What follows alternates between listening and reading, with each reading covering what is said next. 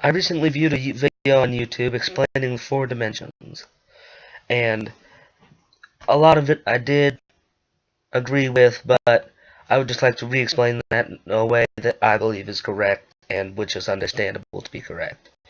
Um, Zero-dimensional object, non-existent, but we're talking different dimensions here. Zero-dimensional object would be a dot. Okay, a one-dimensional object would be uh, a bunch of zero-dimensional objects stacked up, in which would form a line, which is one dimension.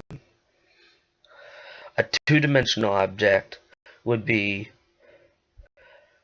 that one-dimensional line with no width stacked up on itself uh, almost infinite times because of the fact that there's no width. So a three-dimensional object is nil infinite two-dimensional objects stacked up on each other to make a three-dimensional object. So a four-dimensional object would be almost infinite three-dimensional objects stacked up on itself. So, and what I believe the fourth dimension, which would mean that each time that it's stacked up on itself adds another bit of length to that fourth dimension, which I believe is the ability to exist at multiple points in time. Everything we see is four-dimensional. This computer, four-dimensional. My glasses, four-dimensional.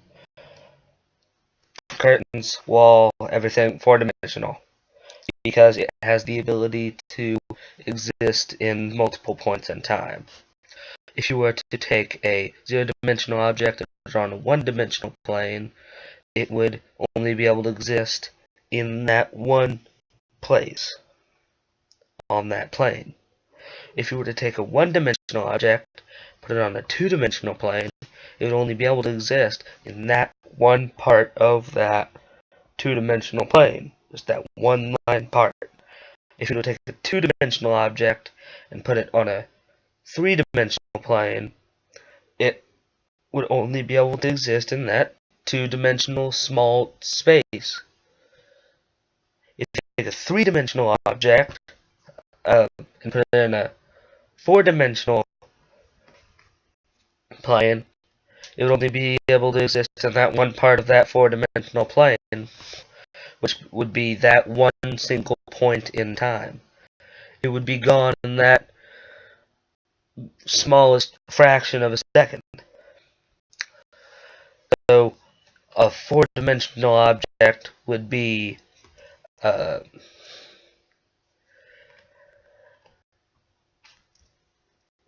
able to exist in almost infinite amounts of four-dimensional space. If this remote right here was three-dimensional, it would just be gone. Let's take it like this. If you were to take like movies, they are made in frames, a whole bunch of different pictures stacked up on each other. If you take a single frame, it can't exist. It can't move. It's just there. But if you take all those frames and you put it together, it exists. The content of that frame exists in multiple points on the movie.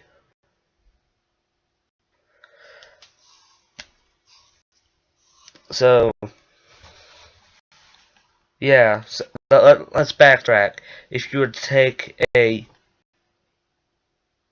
four-dimensional object, no. If you were to take a zero-dimensional object, let me think. If you were to take a one-dimensional object and put it on a zero-dimensional plane, you'd only be able to view a very small portion of that one-dimensional object. If you were to take a two-dimensional object, put it on a one-dimensional plane, you could only see that one-dimensional part of that two-dimensional object. If you were to take a three-dimensional object and put it on a two-dimensional plane, you could only see one part of that three-dimensional object on that two-dimensional plane. Like if you were to take a cube and put it on a table and like just ignore everything except for what's touching the table, it would just be that one face of the cube. If you were to take a four-dimensional object and put it in a three-dimensional space, you would just see that one part of that four-dimensional object, that one point in time, that one point of time.